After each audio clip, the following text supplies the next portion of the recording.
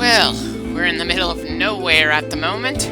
The girl absolutely rearranged the continent in her absolute hysterical rage at the end of the previous clip, and I hope this doesn't come across as a spoiler, but she will never show anywhere near that level of terrain-affecting power ever again, even when she can casually summon Titan over and over again in various random battles. It's not all that big of a deal, but it's still pretty noticeable considering how impactful the Burning of Mist was.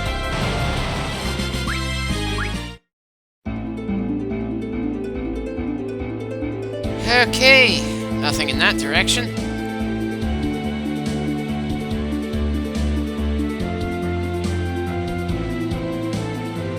And we have a cave in this direction.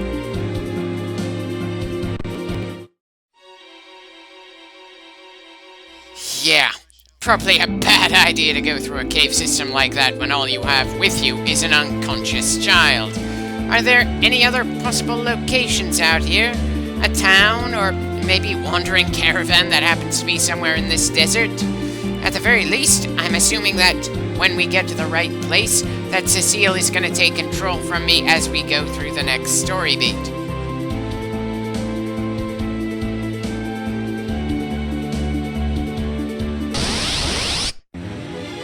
So, we've got moths and their larvae in the middle of the desert.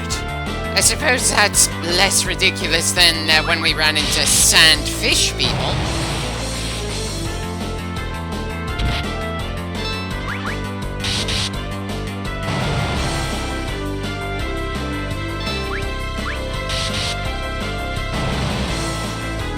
I'm definitely appreciating the fact that Cecile did not start the game as a borderline helpless raw recruit.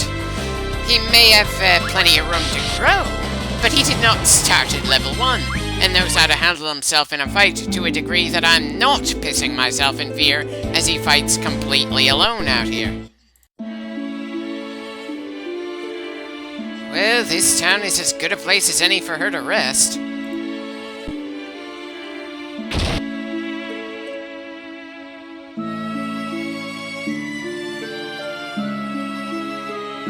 Free of charge? Well, I certainly appreciate the kind gesture, though I'm pretty sure we can afford the usual price for sleeping here.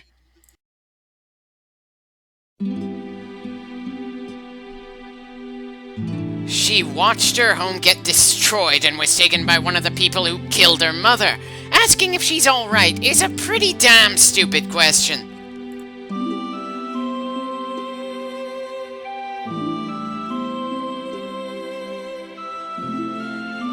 It's a good thing that armor is tailored to the point that it's a second skin with some odd spikes.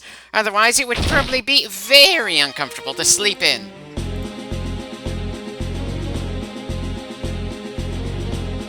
Apparently, this general has no name, so he's probably not going to be important. Thank you for confirming that the king wanted us to do morally reprehensible shit. It's not really surprising, nor is the fact that you're going to attack us all that surprising in itself. The biggest surprise to me is that Baron managed to send a squad that hunted us down in less than a day, when there's a mountain range that didn't exist before. Though I suppose I shouldn't be all that much surprised by that, considering this is apparently the only town in this general direction from Mist, and Baron has the largest fleet of airships.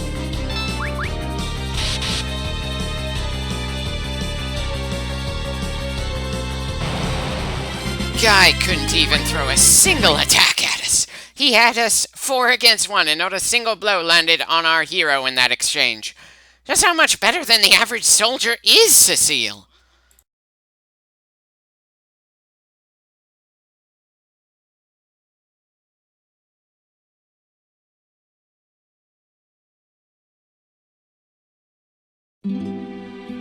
Nice to learn your name, Rydia.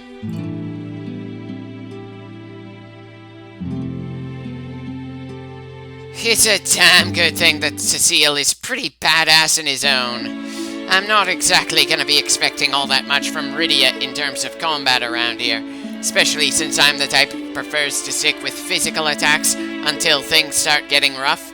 and she is a literal child. Unless pistols have been invented, or we manage to get her a relatively small crossbow with infinite ammo, there's no way she's gonna be flinging especially painful physical attacks. I mean, sure, it's possible that guns are a thing in this world. The airship we flew on back in the first clip seems to have cannons of some kind or another, but the armor designs for Cecile and Kane do not scream worried about musket fire to me.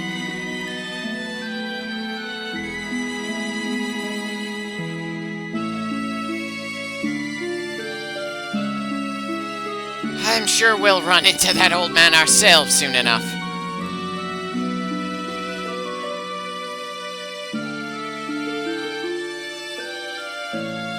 Again, sounds like something that's gonna end up being important later on. Mostly because this is the kind of world where we are not told anything that isn't relevant to the player. Oh god, the girl is in the front row. I am most definitely not gonna just let Rydia stay on the front lines, even if we're safe in a town at the moment. She needs to be behind the guy who constantly wears a hell of a lot of metal.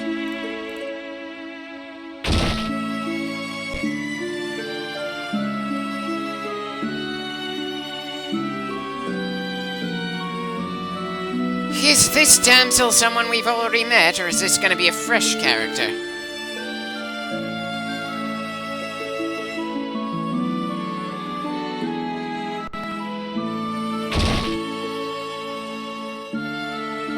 Sorry, still not interested in changing any names around here. In fact, I've kind of got the impression you're the single most neglected part of this game for most people's playthroughs of it.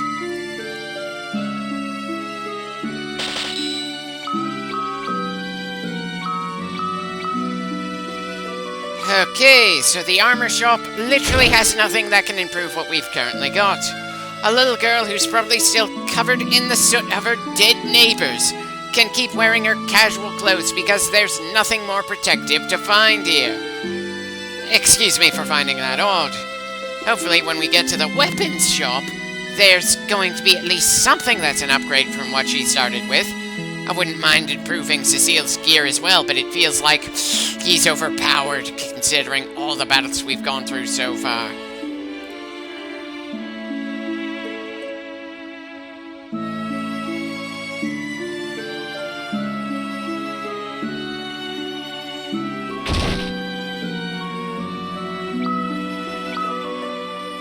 Okay, we've literally found just one item. That's better than what Rydia has to start with. Just one. I suppose I could have gone with the bow and arrows to give her a physical attack option, but I'm not really a fan of that in this game.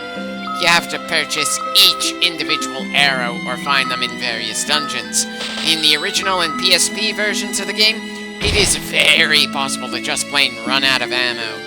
And considering the fact that in the Pixel remasters, you don't have to worry about running out of arrows, it feels like Square Enix also is not a fan of that particular weapon idea.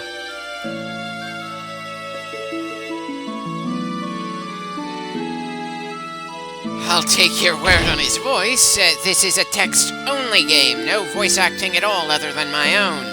Though I suppose one of the remakes of this game does some voice acting. Right, definitely tells us that's someone we know. Well, she certainly didn't hesitate to leave the kingdom of Farron behind.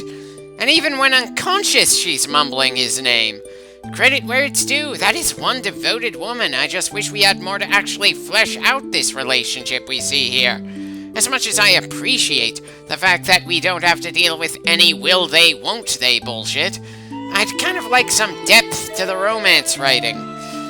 Seriously, I'm not asking for their love to waver or something like that for drama. I just want some actual details so it doesn't feel like a generic we're pretty much already married connection. Ah well. Seems our next major location is past that cave, which will give us apparently a sand jewel. Yeah. I can't help feeling a bit annoyed that in doing this little bit of plot, we're kind of putting the whole Baron conquering the world thing on hold. Come on, strike while the iron's hot and all that. Prompt us to have to fight against an enemy force that's going out of its way to hunt down summoners. Have us learn where the next major crystal is, so we can try to intercept the enemy. I suppose I can't really complain about our hero's priorities, though. He doesn't have any long-term goals at the moment. He just wants to protect the girl that he wronged, and help the woman he loves who apparently got sick after trying to chase after him. It just feels a bit strange that we went through Baron burning a village down, then sending a hit squad to explicitly kill a child, and now they're out of focus. I suppose that just means I should get to the next bit of plot relatively soon. Then we can get back to the grander stuff.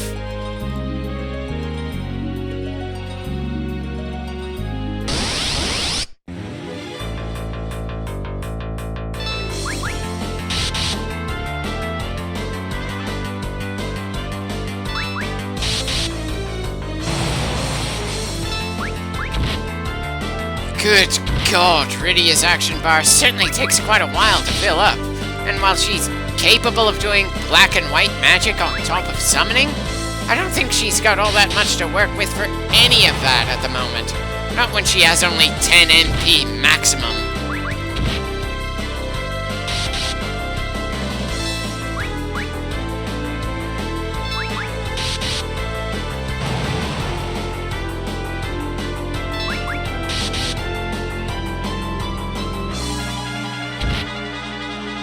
Well, at least she didn't take all that much damage from that attack. It's still a bit funny that Cecile is essentially fighting alone at this point, even though this is a two-person party. And that one fight where she did nothing but guard gave Rydia 2 levels. Nice to know that she can gain experience just by watching Cecile kick plenty of ass.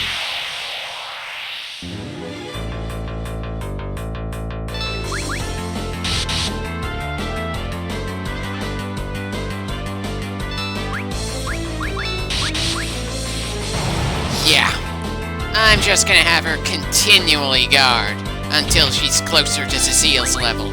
At the very least, her action bar is gonna be going up noticeably higher, yeah? Wonder if that means that it defaults to the speed of the fastest member of our team, and the other party members just move slower than them instead of there being some point where the action bar just takes 1 second to fill because one character is obscenely fast. As a side note, I was not expecting something like an amoeba to retreat. I wasn't even aware that something like that could have brains to understand there are moments where it might want to run away.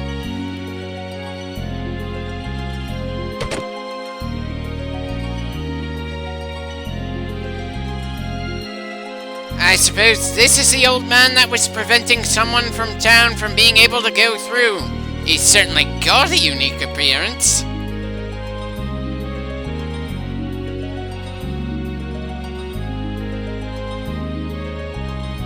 Deceived, sir? Would you care to elaborate on that?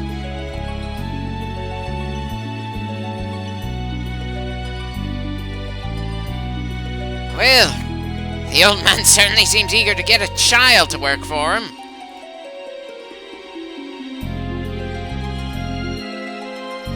I don't suppose you can give us more details about this monster, can you? I recall someone in town mentioning that it's basically a lot of different serpents or something to that effect. Possibly that means it's a hydra or some other kind of multi-headed snake thing. Any further information would certainly be appreciated.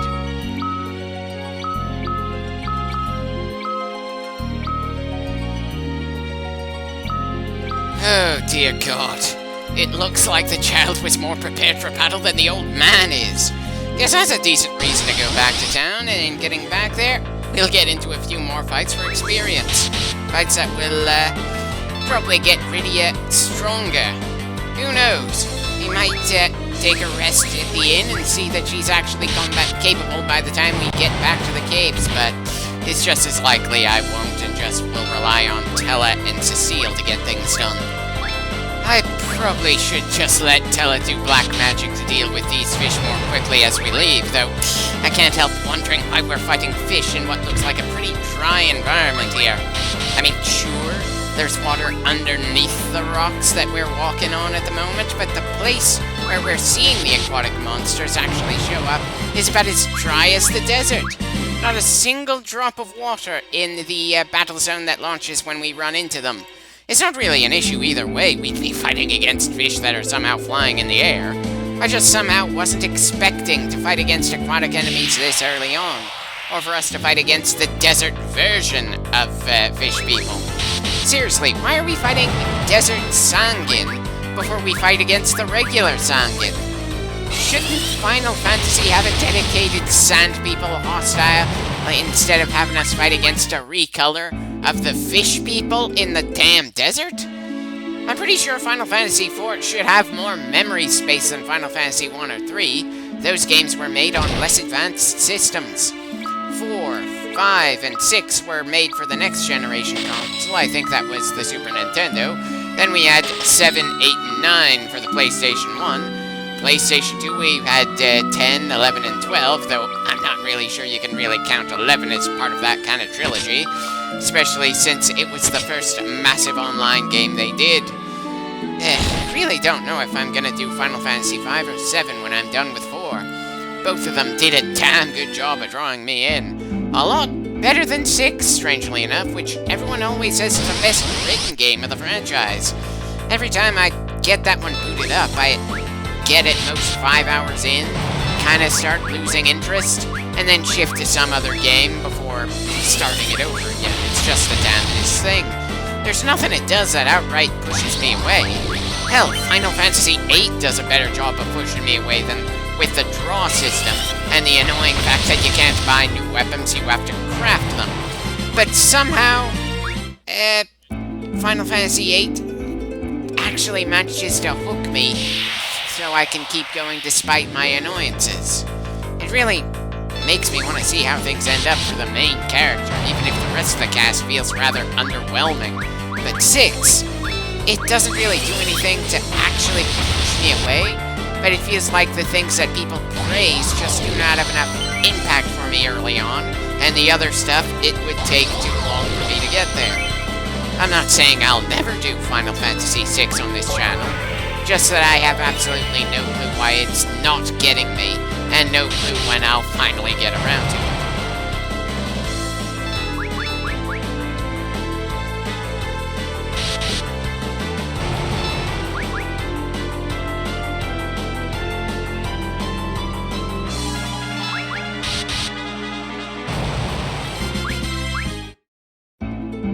Yeah, probably should have rested in the inn. That would actually let Rydia gain the MP she's earned by raising up so many levels. Then she'd actually be useful in these fights.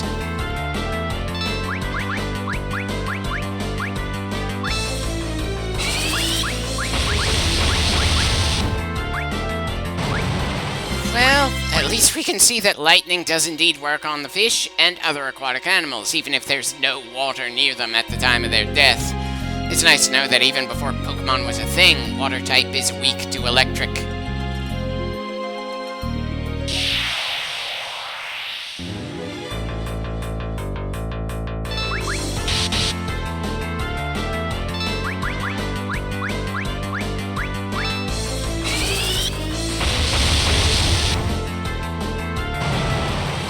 Tella is definitely gonna be racking up the kills for a while.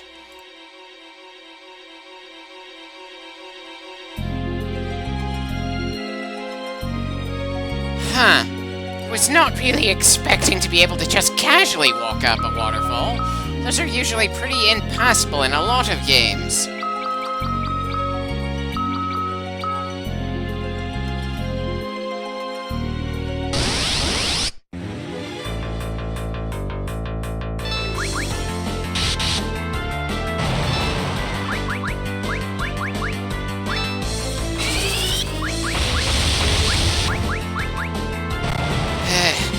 We've certainly got a pretty high encounter rate in this game, that's for sure. And unlike the Pixel Remaster, we have no means to temporarily turn off the random encounters when they get especially annoying. Granted, I'm not really a fan of doing things like that, but I'm commenting on this game just after playing through a pixel remaster for the fun of it. And it's better to have the option and choose not to use it than to not have the option at all. I guess I'm just spoiled or something.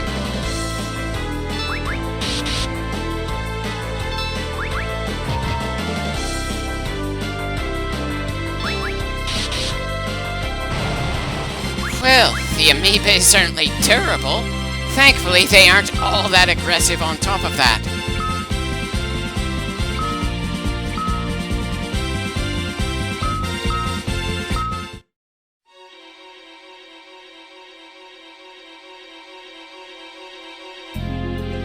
Okay, so that waterfall is one we can't walk up.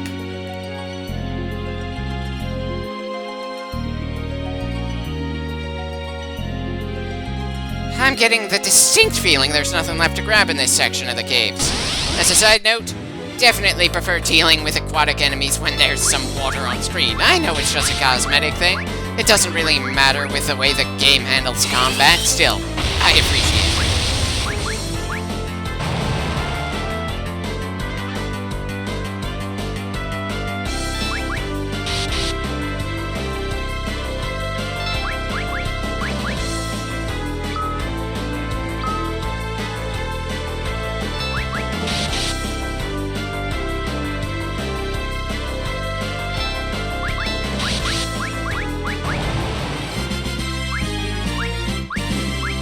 Sorry, Rydia, but it doesn't really matter how many spells you learn if I don't let you rest so you can try those spells out.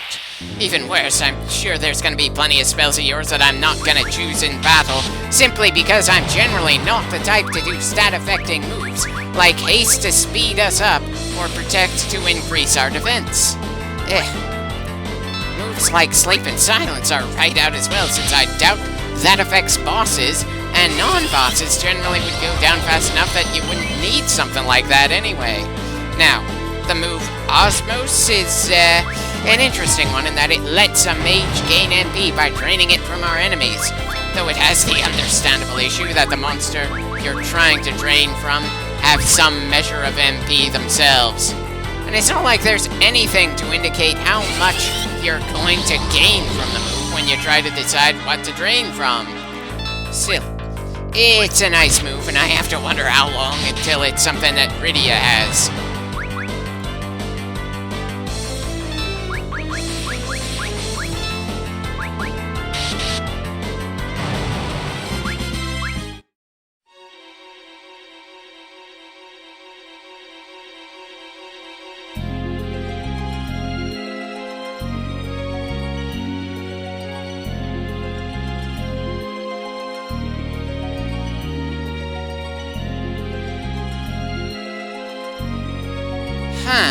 This is definitely a good long stretch without a random encounter. I know they're supposed to be random, but when you go from getting attacked pretty damn frequently to actually being allowed to explore an area, it's a bit jarring. Part of the combat in this game is planning if you're going to use this healing item or that magic spell. And it's hard to really make that kind of tactical decision when we don't know just how many fights we're gonna go through.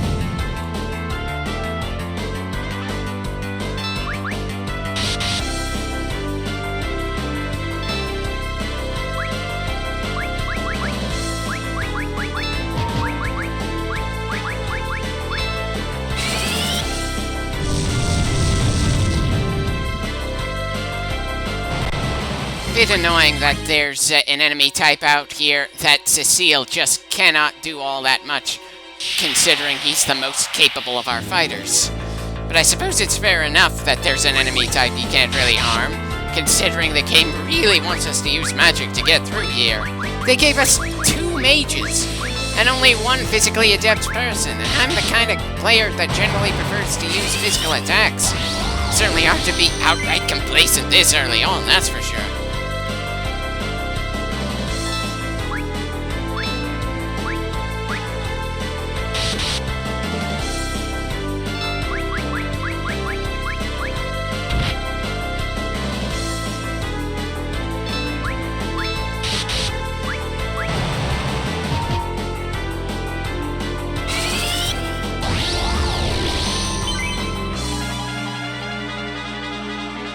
Well, Tilla certainly has regained a good amount of NP at this point, enough to make me feel comfortable of doing offensive spells again.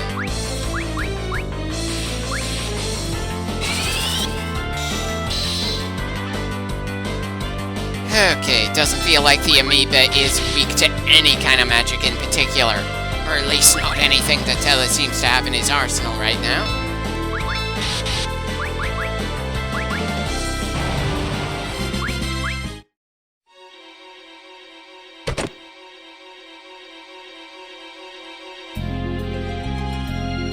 Okay, seems we've got some backtracking to do if we want to find our way to some more progress.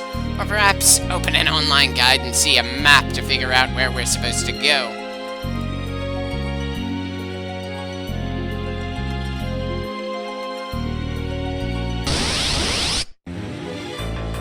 Technically speaking, I know we haven't actually been in these caves for all that long, but I'm starting to get a little sick of being in them.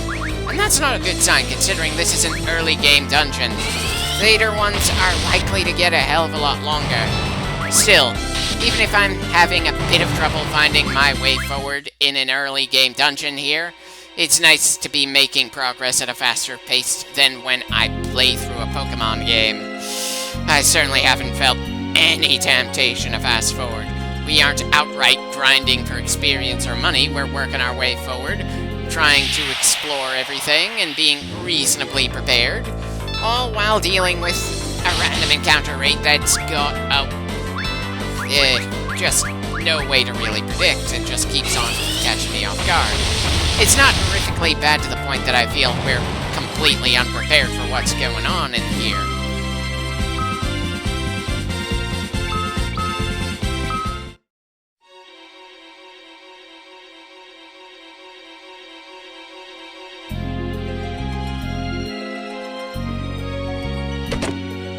We're certainly stocking up on a good number of items on our way through here.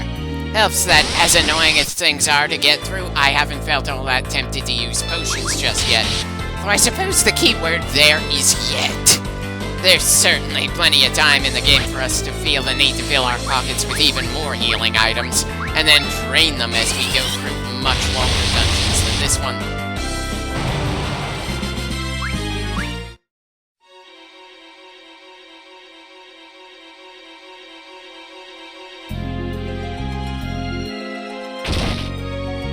Ah, good. A save point, and apparently this one we get a bit of a conversation before we move on.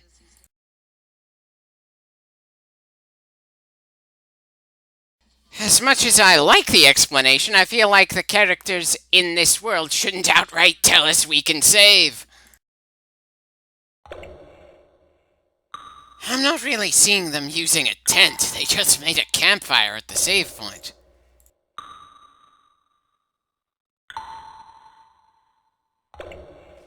Oh, I'm sure she does, hence why she can use white and black magic as well as summon. She's just a pint-sized magical powerhouse in the making. It doesn't change the fact that she's still a kid, though, and especially traumatized kid at that.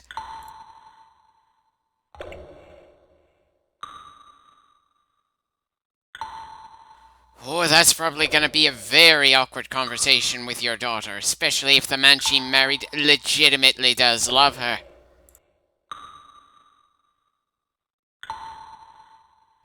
If it was easy to obtain, then we would have been able to buy it back in the town where Rosa is resting. Then we'd have 3 spellcasters working alongside our Dark Knight here.